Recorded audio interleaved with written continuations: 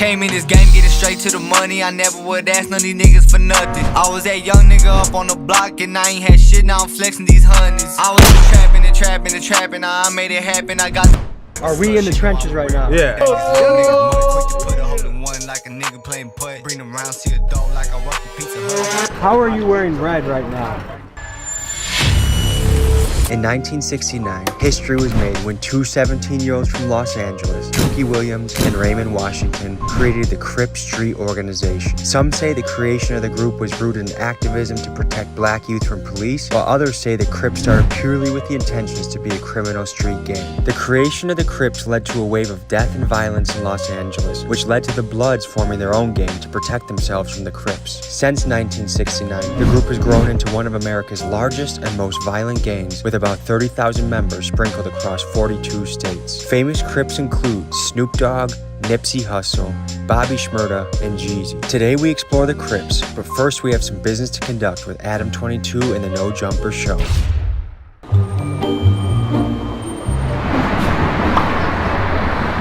Babak, he's a strong Iranian trainer. Nice to meet you, Miguel. Nice to meet you. A man really like made of muscle. Made of steel. Hey, you want to do a little cardio challenge to start this off? Yo, let's go. Let's get this motherfucker on the bike. Yeah. Okay, 12 seconds, 12 calories. Beat it. 12 seconds, that's usually how long it lasts anyway, so. Remember back then they ain't give a fuck about me, but now they all do cause they know who I am. I used to hit the block like every day, I would go by a Q and bust it down the grams. I got some niggas that's rich off of trapping and rich off of robbing and. Yeah, I seen this Tommy did in a like a crack house, and they had a weight bench. Yes. And he started doing bench press. Put the 45 on there. You gotta get your workouts in where you can, you know? I figured I'd make this video a little bit more aesthetic, give you something to work with on the thumbnail, you know? We'll have to boost the girth in the pants area, but other than that, we're pretty good. Yeah, definitely. I'm looking to see some improvement in that regard soon. That's part of the program. Yeah. Alright guys, that was a great workout. Hey, keep it real on those streets, Yep. okay? Big dogs gotta eat. How are you feeling? Hey, you're humble, baby. Tommy G, no jumper. Yeah, when you're really in that growth phase, it's like, and especially when you're young, you just got your foot on the pedal and you're just going. World's smallest bladder, gotta take a piss. Yeah, his pee be hurting. Luckily we have two bathrooms, so I can do it at the same time as him. Or I could go piss by the dumpster. What a fun life it is sometimes, eh?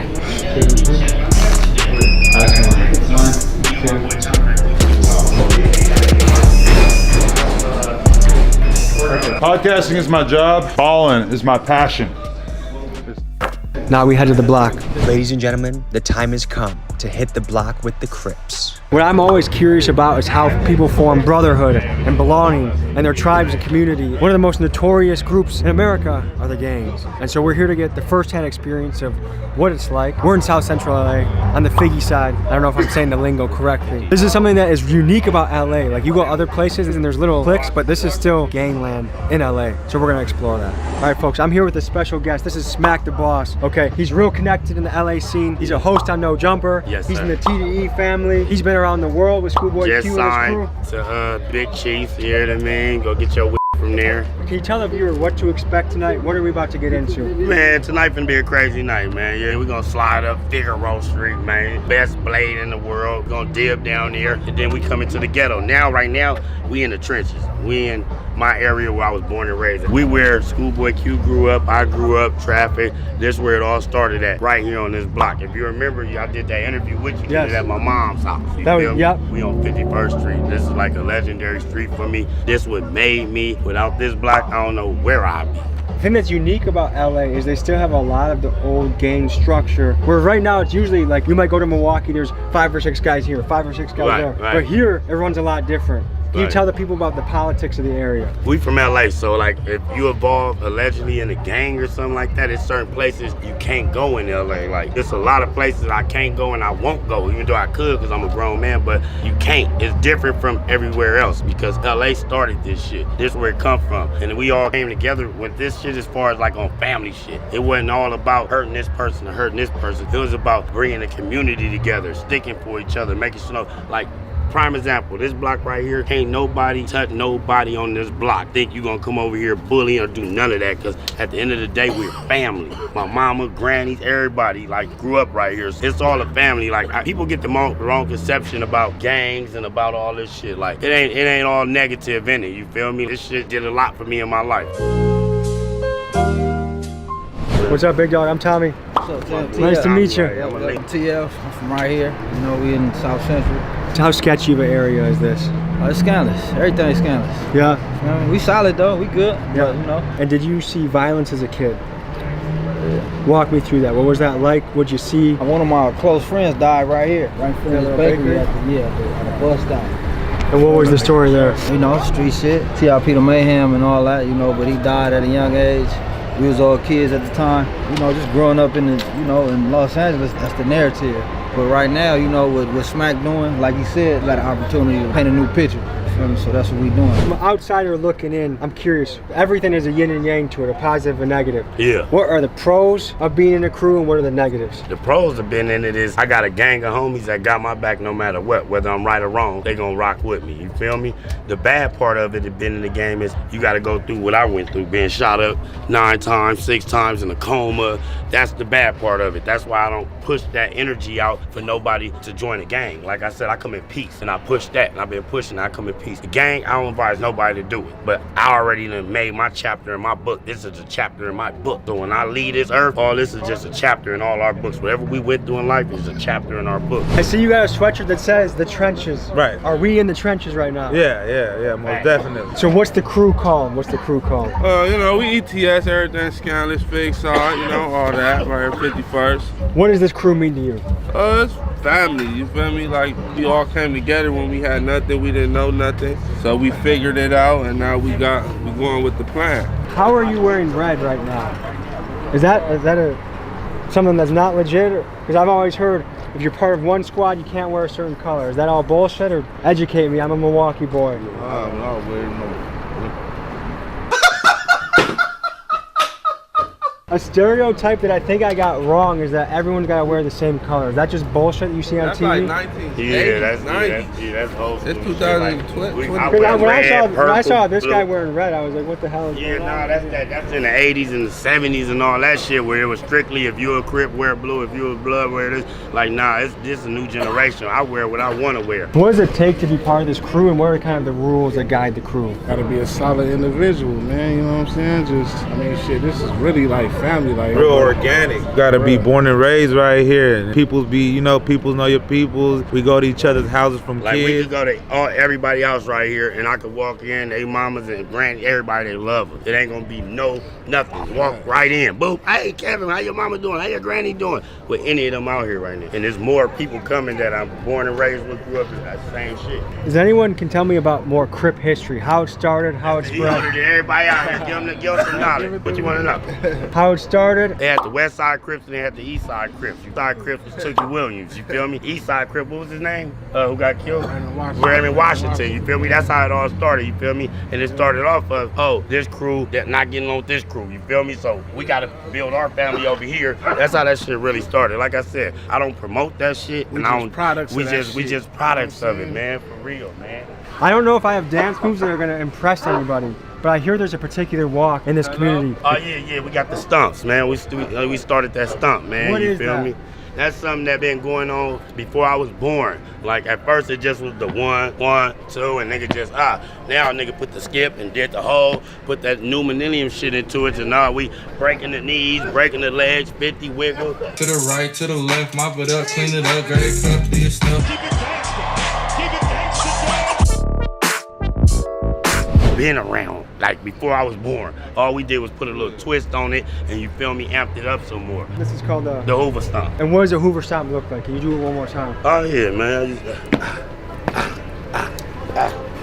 It seems to me, from an outsider looking in, that there are other people in the city that you could be friends with if you simply grew up next to them, but because you grew up in different spots. Nah, it's a gang of people out here we friends with. It's just certain people that don't like us, we don't like them. Is that something that will ever be fixed, or will it always It'll be like fixed, that? but it's gonna be fixed once I'm dead and gone, and my grandkids and their grandkids gonna be here. But eventually, it's gonna change because the game stay the same, but the players in the game change. The game always gonna be the game. So does anyone ever say, you know what, I think we would be stronger together than apart? Of course, that's why we did the whole they did the peace treaty, and I was around in that era. I remember that shit. Eventually, it's gonna happen again, but I just feel like when it happens, we're not gonna be here to see it, but our great grandkids and grandkids would be here to see it. But right now, in time right now, nah, man, it's too much in shambles. Everybody got their pride. Everybody want to be the big dog. Everybody feel like they ain't gotta listen. So to them, but we ain't gonna see it, but it will be a change though, for sure. Like over the long term, the impact on the community, positive, negative, or a little bit of both? Like where do you see all this going? If one guy gets a guy from another crew, well, then they're gonna get back, and then they're gonna get back, and then it never ends in sight.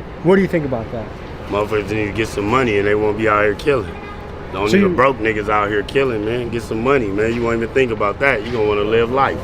So basically, if more economic opportunities, people wouldn't even mess around with that stuff. Yeah, like if motherfuckers getting money, ain't nobody thinking about going to go hurt somebody knowing that they got a lot of money out here. They trying to live and blow that money. We had to add the lights getting a little dark out here, and also getting dark out here. What does that mean for us here? It's almost time to go, because it is dangerous, man. You feel me? Like I said, we in the trenches. We in the gutter. Like it goes down. There's shootings around here. I don't even supposed to be right here. I'm a liability man right here, but it goes down. So I just basically want to get us out of here before anything. Are we worried about other crews? Are we worried about other police? Yes. Not police. Both, yeah. So one thing that's been a big thing that I've been following each neighborhood I go is seeing how young kids are exposed to violence. Tell me about in your own life. How young were you when you saw your first violent encounter? My friend Terry, rest in peace Terry. I was like 13, 12 years old. We went to a party and got into it with another crew, and it was ugly, and he ran through fire and got shot in the head and died. And he lied and told his mama he was going to the movies with his girl, and the whole time he was coming out to go party with us at a house party. And that was my first time picturing and seeing a real life death as somebody I know that got killed. I can only imagine being this guy's mom, thinking, oh, he's watching a movie. We had to go back and tell her mom that night when it happened. We went and told her 30 minutes later after knocking on her door, Terry got shot. She's like, no, he didn't. He at the movies. No, we just was with him. He's over there on this street, go over there. Shit hurt me just even thinking about it, knowing how we had to go tell his mom. That sounds like one of the worst conversations you can ever have with somebody. And we 13, we kids. Was there another encounter like that when you were young too? Seeing niggas get killed on Fig, seeing a pimp get his head blew off. And how old were you when you got shot? I was 17 when I got shot 6 times. And you went into a coma? 2 months in a coma. So you almost didn't make it? Yeah, I've been shot numerous times after that. 9 times altogether. How young were you when you saw your first violent encounter? 8, 7. What? And what did that do to you mentally? Because that seems like it would that would mess me up if that was me. I mean, I couldn't cry like growing up seeing that. I never cried. How do you think that affected you? Have you ever had a chance to grieve and deal with those emotions, or has it always been buried just to keep on moving? No, because now I actually cry when I at funerals and shit. And people I care for. And that's healthy. My own pop, my dad, died in front of my eyes when I was 18 years old on the floor of our kitchen. And it took me 6 years to, I was able to cry during that time, but then I didn't really think about it or deal with it for almost 6 years. And then when I finally dealt with it, it hit me like an earthquake. Yeah. And it made, so reality of you can never run away from those things. It's gonna hit you one way or another. Yeah, for sure it is. What is the Hoover style? What is It's that? like a traditional dance that the Hoovers do. They dance, they celebration dance, you know what I'm saying? It's a classic, because all my brothers from Hoover, so I know how to do it regularly. So, you feel me? So at heart, I'm a peacemaker. So to me, when I look at the beefing, I'm thinking, chances are, if people actually sat down and had a conversation with each other and realized they're a lot more in common than they are different, there'll be a lot more peace. What do you think about that? Of course, because everybody's entitled to an opinion. If you would sit and talk to somebody, you would see that perspective do change. People do change. And I done been in situations to where me and one of my enemies was cool. What did it take for you guys to become cool? We had similarities of life, like certain common things. We were like, oh, okay. How do you even get close enough to know, like, because I actually went to jail. Yeah. And I did a lot of time in prison. And going back and forth, you meet people, whether you fight them, then become cool with them. So then when you make peace with somebody and then you come out and then the rest of the crews are still Yeah. Is that a hard thing to manage in your head? Yeah, because it's kind of like stupid. You know what I'm saying? I admit it's stupid. You know what I'm saying? But at the same time, that person that you was locked up, that individual, that one person that you was locked up with and made that contact with, when you see him on the streets, is always respect and love. The same thing. Like, oh, bro, I got along with you. I know what's up. It's like a pass. So if you were mayor of Los Angeles, because I feel like Los Angeles in particular has a solidified gang scene, not other towns have it like this. What would you do as the mayor to help people and move the city in the most positive direction? The one thing for sure, I would the homeless part. The homeless part. Yeah, it's out of control in Los Angeles. That's a big deal for sure. Smack said his idea was that most of this is just from lack of economic opportunity. What do you think about that? That could be possible as well too, because I mean, the more opportunities people have, the better they'll do. Yeah. You know what I'm saying? Instead of like, you know, trying to seclude them or dissect them from a situation where they can't adapt to nothing but their environment. Hey, I appreciate talking to you. Nothing, man. Thank you so much. If you were mayor, what would you do? If you wanted to move the city forward in the best direction possible, what would you do as mayor? Give out a lot of jobs so they ain't gotta be out here in the streets trying to sell dope and drugs. What final thoughts do you have with the camera? Anything you want to plug, anything you want to say? Go tune in to Back on Fig, man. You feel me? It's going viral right now. Just go tap in with the 50s. There's a lot of good people that come from here. What advice do you have to the youth? Don't gangbang. Go to school, go to college, find a sport, and go hard at it. Have we been pressing our luck by hanging out here a long time? Yes, we have. Is it time to wrap it up? Yeah. All right, I'll see you guys next week. Love you guys. See you soon. Doing some scams. I got the whole fucking city behind me. They say I'm the GOAT, now I need me a lamb. I got this shit popping out of the creek. Remember back then, I ain't know where I be. Constantly thinking about death or prison, cause I did a whole lot of shit in these streets. I was the one robbing all of the plugs. Go ask them folks what they heard about me. I'm really living this shit that I